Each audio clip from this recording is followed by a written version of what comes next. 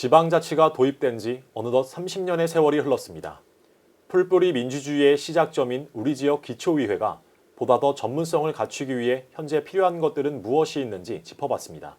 먼저 지난 지방선거 이후 4년 사이 인구가 크게 늘면서 기초의원의 의석수가 더 필요하다는 하남시의 사정을 통해 주민수의 증감과 기초의회 의석수에 얽힌 내용을 점검해봅니다.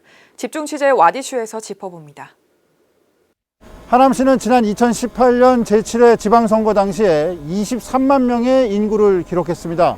이 해당 지방선거에서는 지역구 시의원 8명과 비례대표 시의원 1명을 포함해서 모두 9명의 기초의원들이 선출됐습니다.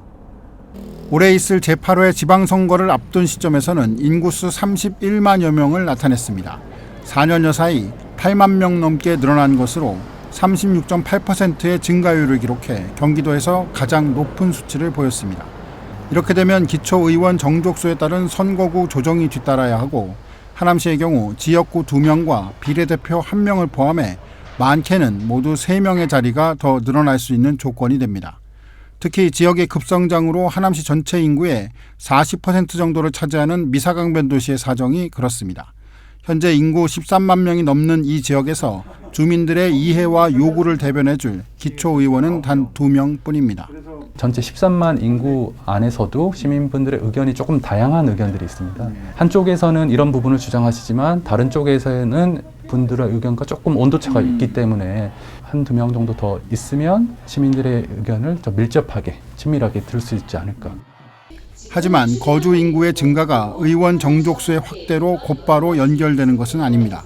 상대적으로 인구수가 감소하거나 정체기에 있는 지역에서는 인구수에 비례한 의석수의 단순 증감에 반대하고 있습니다. 인구가 늘어난 지역에 기초의원의 수를 늘리려면 인구가 감소한 지역에서 자릿수를 내줘야 하기 때문입니다. 인구가 수년째 6만 명 선에 머물고 있는 가평군에서는 실제로 그런 일이 있었습니다. 지난 2014년 6.4 지방선거 당시 2명이었던 도의원 자리가 1명으로 줄어드는 선거구 획정이 있었던 것입니다.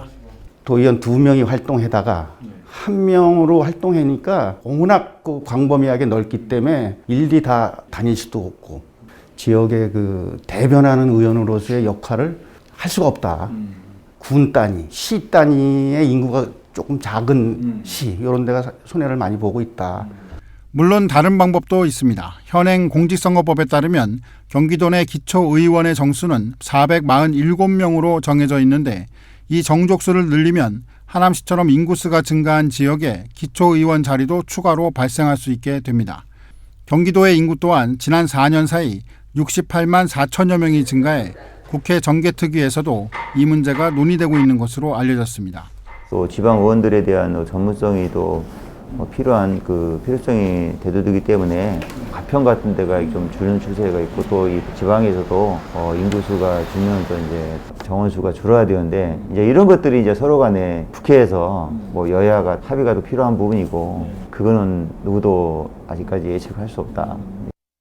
한편 선거구 획정에 따라 하남 지역의 기초의원 수가 늘어나면 인구가 가장 큰 폭으로 증가한 미사강변 도시나 가밀 위례 지역이 될 것으로 보입니다. 이어서 기초의회가 그 역할을 제대로 하기 위해서 올해 처음으로 도입된 의회 사무국 인사권 독립 문제를 김정필 기자가 짚어봤습니다. 지방의회가 올해부터 의회 직원들에 대해 인사 권한을 행사합니다.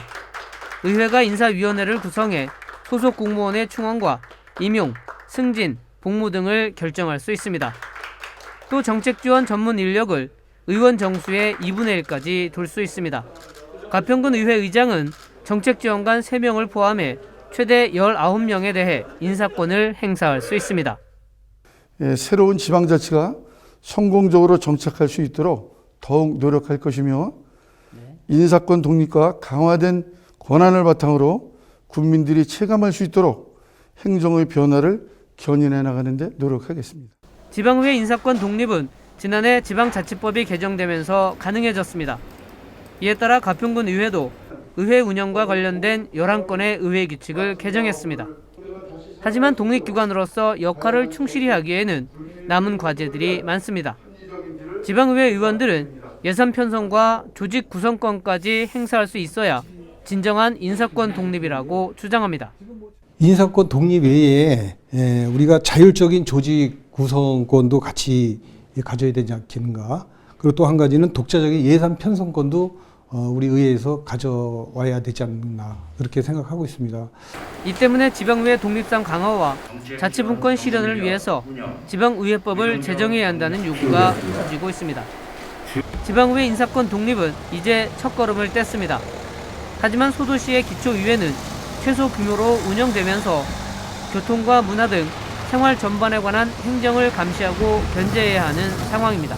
계속해서 신승훈 기자가 전합니다. 경기 동부권 7개 시군의회를 살펴보면 먼저 가장 많은 의원을 보유하고 있는 남양주시 의회가 18명의 의원들이 3개의 상임위원회를 상설 운영하고 있습니다. 규모가 조금 작은 광주시 의회는 10명의 의원들이 3개의 상임위원회를 구성하고 있습니다. 반면 의원 수가 10명이 안 될 경우 상설 상임위원회를 구성할 수 없습니다.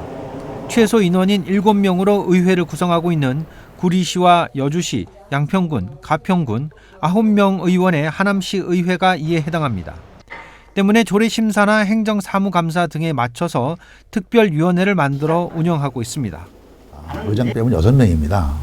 그러면 6명이 만약에 구분을 한다고 하면 뭐 3명 구분할 수가 있는데 조례 같은 거, 예산 같은 게 올라오면 그 분야만 심사를 하면 좀 연구 분야도 좀 깊숙이 할 수 있는데 이제 겉핥기식이 될 수도 있고.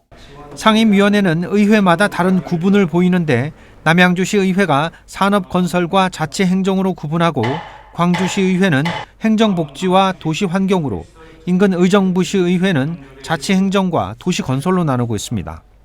이 같은 상임위 구분이 없다는 것은 각각의 의원 모두가 행정부의 모든 분야에 대한 전문 지식을 갖춰야 한다는 부담을 안고 있습니다. 추사도 10여 명 정도 있어야 4명, 5명 정도 특위를 가동할 수 있는, 상설화할 수 있는. 분명한 것은 진일보는 했는데 전혀 현장성을 반영하지 못한 지방자치법 개정이고. 정당 공천 제도도 지방의회의 활동에 제약을 주고 있습니다. 국회의원이나 당협위원장의 공천권 영향으로 인해 지방의회가 중앙정치에 종속되거나 정당의 입장이 의원 개인의 의견에 앞서는 경우가 다수 발생하고 있다는 지적입니다. 분들이 이제 공천을 받아야 되기 때문에 그러니까 어떤 의사 표현을 하거나 어떤 이제 조례를 만들어 갈 때도 당의 프레임에 씌워진 상태로 의사를 진행하기 때문에 의정 활동을 하기 때문에 이제 그런 부분에서 문제가 있다고 보여지는 거죠. 결국 기초지방의원들의 독립적인 의정 활동을 보장하고 전문성을 강화하기 위해선 상설 상임위원회 구성이 가능하도록 최소 정원을 늘리고 정당 예속화를 막을 장치를 마련해야 한다는 목소리가 높습니다.